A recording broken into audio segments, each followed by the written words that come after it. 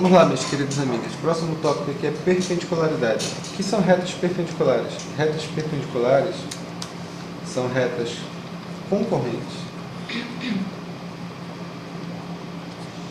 em que o coeficiente angular de uma é o inverso simétrico de outra. Como assim, Henrique? Significa que o ângulo entre as retas, o ângulo formado, é de 90 graus. Sempre desse jeito, tudo bem? Deixa eu tentar explicar algo para vocês entenderem a ideia. Por exemplo, eu tenho essa reta R. Essa reta R é 2x menos 4y. Risa. Eu tenho 2x menos 4y mais 5 igual a 0. E aqui eu tenho a reta S, que é y igual a menos 2x mais 3. Bora descobrir a posição relativa entre essas retas, tá? Como é que vai ficar isso daqui? A posição relativa entre essas retas aqui, a primeira tá fácil, né? R igual a 2x menos 4y mais 5 igual a 0. Nós vamos isolar o y, vai ficar menos 4y igual a menos 2x menos 5, multiplica por menos 0.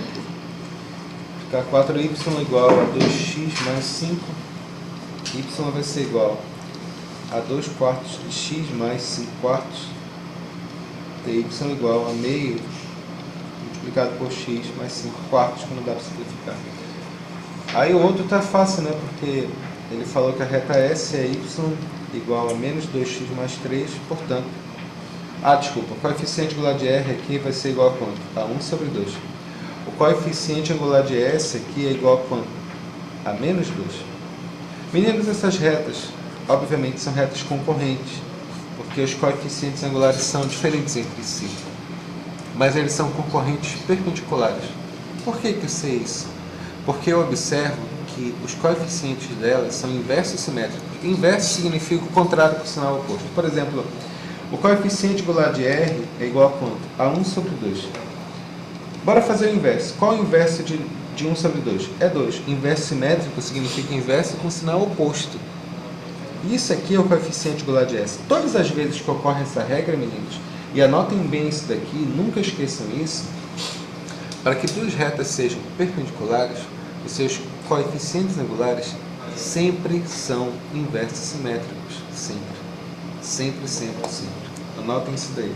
Então a análise, os sistemas, as equações que eu vou pedir sempre envolve essa teoria. Retas perpendiculares, os coeficientes angulares, quando a gente isola na equação reduzida, são inversos simétricos. Em todos os casos. Há alguma dúvida aqui? Não. Pode verificar o caso aqui, por favor. Observe aqui, exemplo número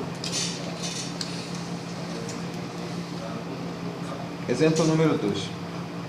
Então a reta R, que é y igual a 3x, tem a reta S, que y é igual a 1/3 de x mais 5.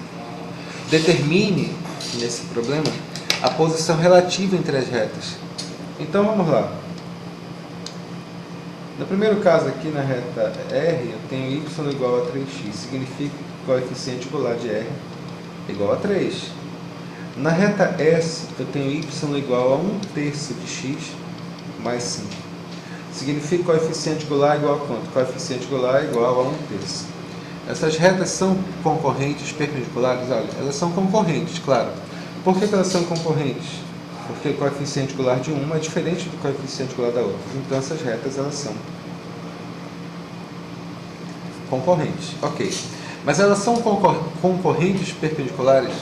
Não. Porque para ser concorrente perpendicular, os coeficientes angulares têm que ser inversos simétricos. Inverso com sinal oposto. Por exemplo, tu pega aqui o inverso de 3 é quanto? 1/3. Com sinal oposto, vai dar menos 1/3. Só que quanto que vai dar aqui?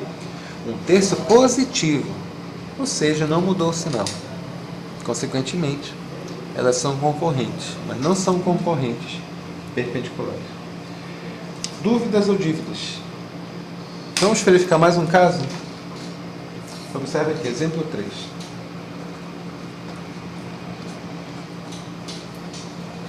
Eu tenho a reta R, que é x menos 3 igual a zero. E a reta S é igual a y mais 2 igual a zero. Determine a posição relativa entre essas retas.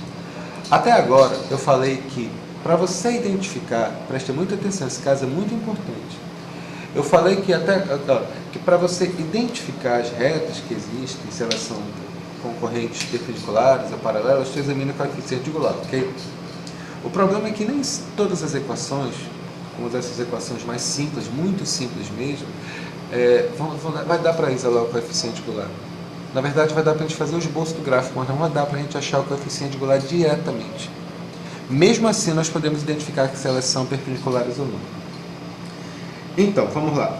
Em primeiro lugar, essas equações aí são equações simplificadas demais. Não dá para a gente tentar isolar o y ou o x diretamente. Bora fazer o esboço do gráfico dessas equações?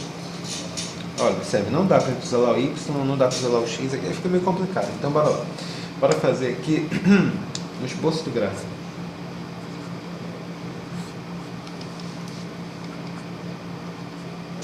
Vamos lá. A primeira equação é x menos 3 igual a zero. Então vai ficar x igual a 3.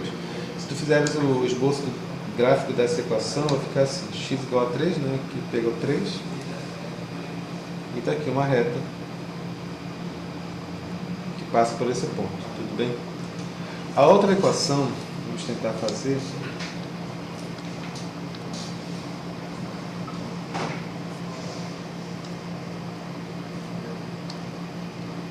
é a reta S, y mais 2 igual a zero.